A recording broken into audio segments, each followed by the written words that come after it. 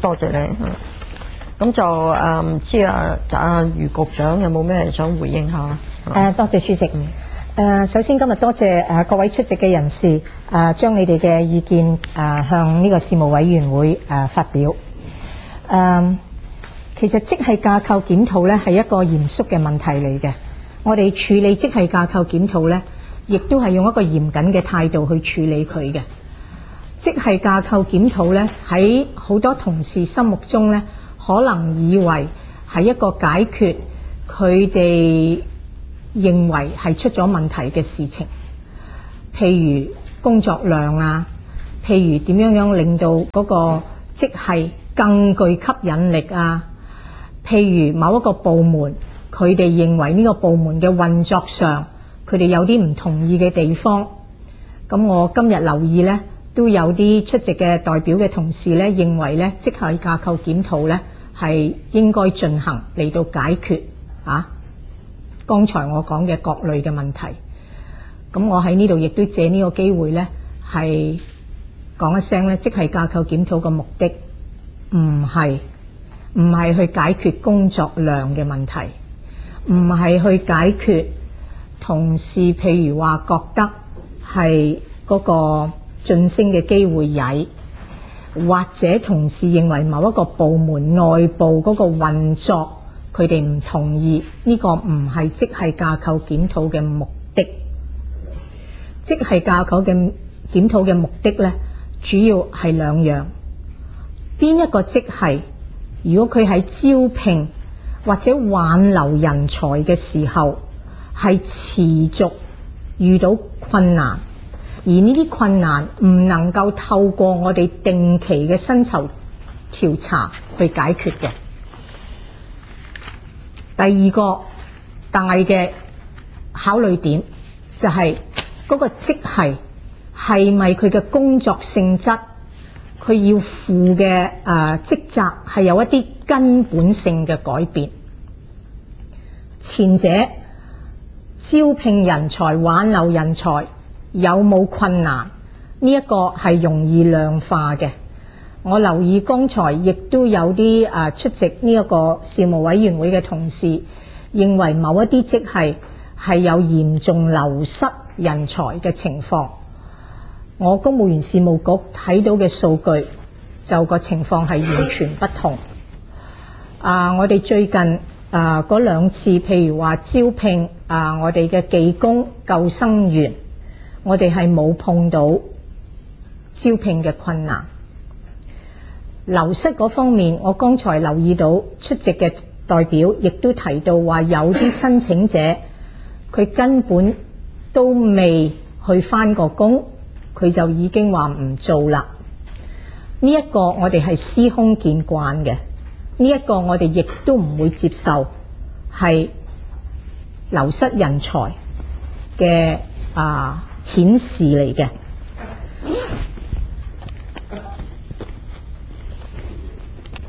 主席，梁委員，你一陣可以有機會講㗎嚇，俾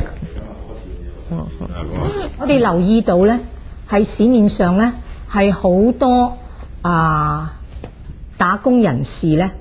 佢哋係同時考政府好多個唔同職位嘅空缺嘅，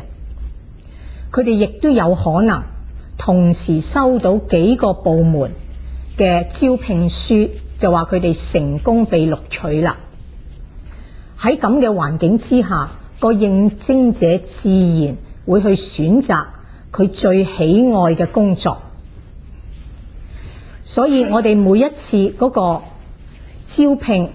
譬如嗰個招聘我哋嘅空缺係有100個空缺，但係如果嗰次嘅招聘結果嗰個部門係可以揀取到300、400、500個合適做呢份工作，我哋就唔會覺得嗰次嘅招聘係有困難。但係個部門會點處理呢？因為個部門只係想填補100個空缺，所以個部門首先就會出100封信俾今次招聘嘅佢哋認為係成績最好嗰100位。咁出咗呢100封信之後，如果收翻有10封8封就係成功錄取嘅，話我唔嚟返工啦，咁個部門就再會出第二輪嘅信，就去繼續係部門喺嗰次招聘認為係適當可以做呢份工作嘅應徵者。我哋喺試用期入邊，大家都知啦，公務員有3年嘅試用期。我哋喺試用期嘅時候，我哋每一個職系嗰個流失率都會係有啲係4%，有啲5%，有啲6%。但係呢一個，我從管理公務員嘅角度嚟睇，我亦都唔覺得係一個擔心，因為試用期呢係管方睇下佢適唔適合，佢亦都睇下佢自己適唔適合做公務員。所以我哋一般嚟講，當我哋睇個流失率係咪異乎尋常，我哋就會睇呢啲同事係已經完成咗試用期而轉為長期聘用嘅公務員。我希望大家同事會接受我哋呢一個咁嘅思維都係合理合情嘅。咁喺轉咗做永久公務員之後，而唔係透過達到年齡退休，換句話說係非自然流失，即係辭職嘅流失，我哋公務員隊伍入邊嗰個百分比係非常穩定嘅。今日出席代表公務員幾個職系嘅同事，呢啲職系嘅辭職流失率亦都係非常低嘅。所以我哋睇唔到喺招聘同埋流失嗰方面係有問題。但係我剛才頭先亦都講咗，我哋做唔做職系架構檢討，我哋有第二個重要嘅考慮，就係嗰個職系佢嘅工作性質，佢嘅責任有冇一啲根本性嘅改變。我哋係好強調根本性嘅改變，而唔係與時並進，而唔係因為呢一個社會要求政府做多啲管制嘅工作，要求我哋提高食物嘅安全啊、環境嘅安全啊、遊戲機嘅安全啊等等，而引進嘅新法例，而需要係現時職系嘅同事就喺佢哋執法嘅工作當中，就係會多咗幾條，一係主體法例，一係附屬法例。我哋唔認為呢一個係構成根本性嘅改變。